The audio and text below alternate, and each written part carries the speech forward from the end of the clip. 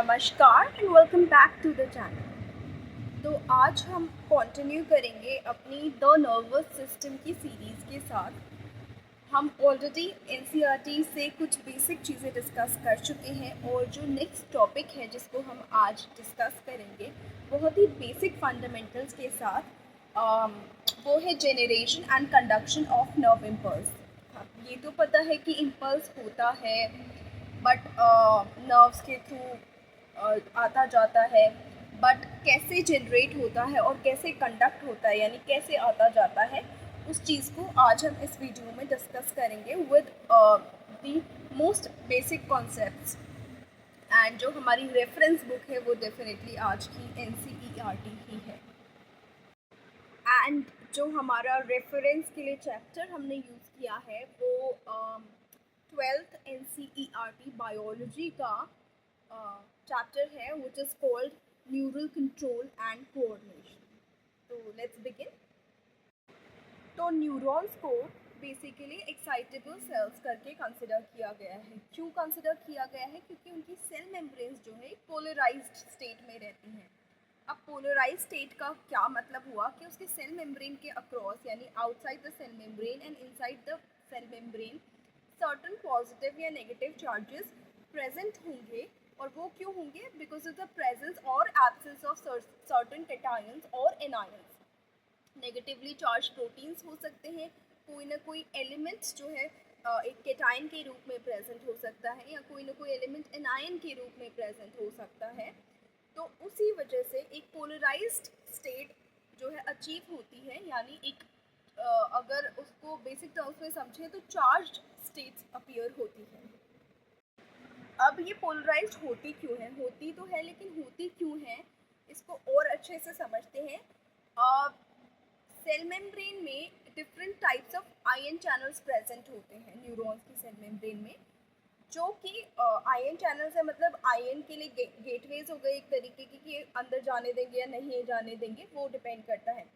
सो यहाँ पे क्या चाहिए है कि सिलेक्टिवली परमिएबल होते हैं टू सर्टन आयंस एंड हो सकता है कुछ डिफरेंट आयंस को अलाउ करें, कुछ डिफरेंट आयंस को नहीं अलाउ करें। फॉर एग्जांपल यदि आप एक सीरीज़ ऑफ लॉक्स लेते हैं तो वो एक सीरीज़ ऑफ कीज से ही ओपन कर सकते हैं। आप दूसरी सीरीज़ के किसी की से ओपन करेंगे या दूसरे शेप के किसी की से ओपन करेंगे तो वो लॉक ओपन नहीं होगा। तो आप इनको एज आयन चैनल्स को एज लॉक्स कंसिडर कर सकते हैं जो सर्टन कीज से ओपन होंगे और वो सर्टन कीज सर्टन आयंस हैं। ऐसे आयन चैनल्स जो है सेल मेम्ब्रेन के अक्रॉस न्यूरॉन में प्रेजेंट है। जब ये न्यूरॉन कोई भी इम्पल्स कंडक्ट नहीं कर रहा है यानी कोई भी मैसेज, कोई भी सिग्नल ट्रांसफर नहीं हो रहा है उस न्यूरॉन के थ्रू, देन उस वक्त वो एक्सोनल मेम्ब्रेन जो है न्यूरॉन में वो सिलेक्टिवली डेफिनेटली मोर परमिएबल रहती है पोटेशियम आयंस की तरफ, दैट इज K+ आयंस की तरफ वो ज़्यादा परमिएबल रहती है। नियरली इम्परमिएबल रहती है सोडियम आयंस की तरफ, दैट इज Na+ आयंस की तरफ। और सिमिलरली नियरली इम्परमिएबल रहती है नेगेटिवली चार्ज प्रोटीन्स के प्रति जो कि ऑलरेडी प्रेजेंट है एक्सोप्लाज्म में।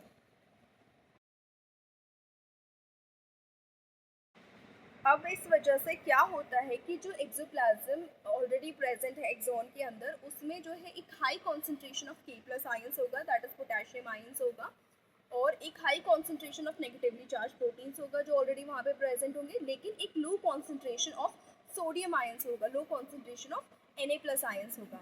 वहीं एक्सॉन के बाहर वाले फ्लूइड में जो एग्जिस्ट कर रहा है वहाँ पे एक high concentration of sodium ions होगा, Na+ आयंस होगा, and low concentration of potassium ions होगा, दैट इज K+ आयंस का कॉन्सेंट्रेशन लो होगा।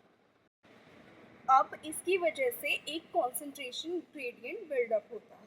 और ये कैसे मेंटेन होता है? एक्टिव ट्रांसपोर्ट होता है किस चीज़ का? सोडियम पोटेशियम पंप द्वारा सोडियम बाहर जाता है, पोटेशियम अंदर जाता है, यानी 3 सोडियम आयंस, 3 Na+ आयंस जो है बाहर जा रहे हैं एक्सॉन से, और उसके अंदर 2 K+ आयंस यानी 2 पोटेशियम आयंस अंदर आ रहे हैं। अब सिंस ये एक एक्टिव ट्रांसपोर्ट है तो इसमें एनर्जी यूटिलाइज हो रही है, और इस प्रोसेस की वजह से हो क्या रहा है, मेम्ब्रेन जो है पोलराइज हो रही है।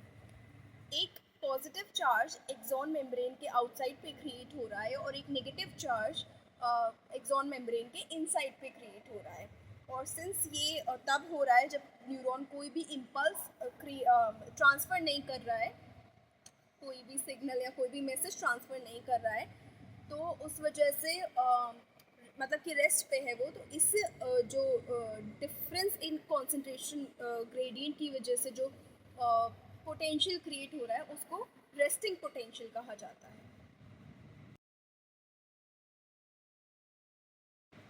अब हम आगे बढ़ते हैं और देखते हैं कि इम्पल्स आफ्टर ऑल ट्रांसफ़र कैसे होता है।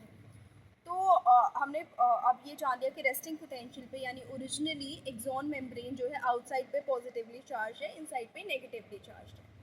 अब सपोजिटली पॉइंट ए पे on the whole of axon membrane we located point A जहाँ पे इम्पल्स आ रहा है।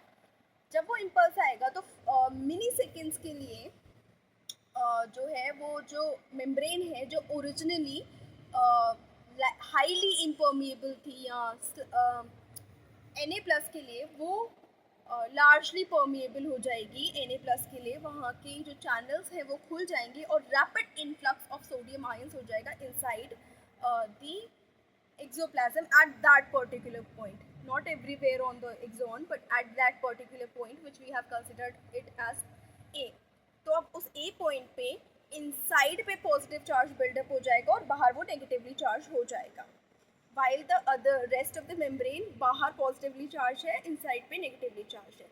अब हमने ये ऑलरेडी पढ़ा हुआ है फिजिक्स में कि पॉजिटिव आयंस फ्लो करते हैं, तो इनसाइड ए पॉइंट से दूसरी जगह पे जाके वो पॉजिटिव आयंस फ्लो करेंगे एंड बाहर के जो पॉजिटिव चार्ज है वो ए पॉइंट पे नेगेटिव चार्ज तक फ्लो करेगा, तो एक सर्किट डेवलप हो जाएगा।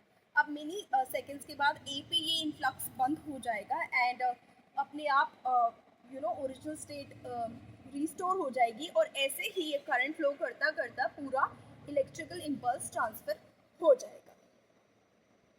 तो जब ये चार्ज रिवर्स होता है पॉइंट ए पे तो उसको डीपोलराइज्ड स्टेट कहते हैं और जो कॉन्सेंट्रेशन ग्रेडियंट बिल्डअप होता है उस वक्त पे उसको एक्शन पोटेंशियल कहते हैं या फिर उसको नर्व इम्पल्स कह दिया जाता है जो कि आगे ट्रैवल करता है।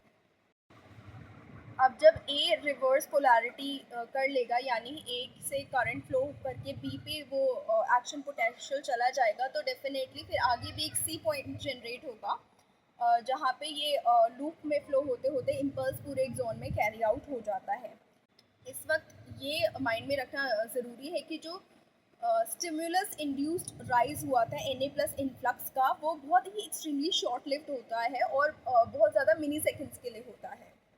इसके शॉर्ट लिव्ड होने के बाद ही क्विकली ओरिजिनल स्टेट जब रिस्टोर होती है तो मेम्ब्रेन अगेन बहुत ज़्यादा परमिएबल पोटेशियम आयंस के लिए हो जाती है और वो जो ओरिजिनल स्टेट थी उस पॉइंट पे मेम्ब्रेन की रिस्टोर हो जाती है। फ्रैक्शन ऑफ सेकेंड में K+ जो है डिफ्यूज कर जाता है outside the membrane and restores the resting potential of the membrane at the site of excitation and the fibre becomes once more responsive to further stimulation. एक बार normal होके फिर आप उसको दोबारा स्टिमुलेट कर सकते हैं। तो ये बेसिक कॉन्सेप्ट था generation of the impulse and then conduction of the impulse along the whole axon. अब उसमें बाद में आता है कि ट्रांसमिशन ऑफ इम्पल्स। अब एक में तो हो गया, एक एक्सॉन में तो इम्पल्स ट्रांसफ़र हो गया, लेकिन वो अब आगे न्यूरॉन्स तक कैसे जाता है वो हम नेक्स्ट वीडियो में डिस्कस करेंगे, which comes under the topic called transmission of impulses. So that's it for this video and thank you for staying connected on this channel. Please like the video, share the video and subscribe to the channel and do not forget to mention your comments in the comment section.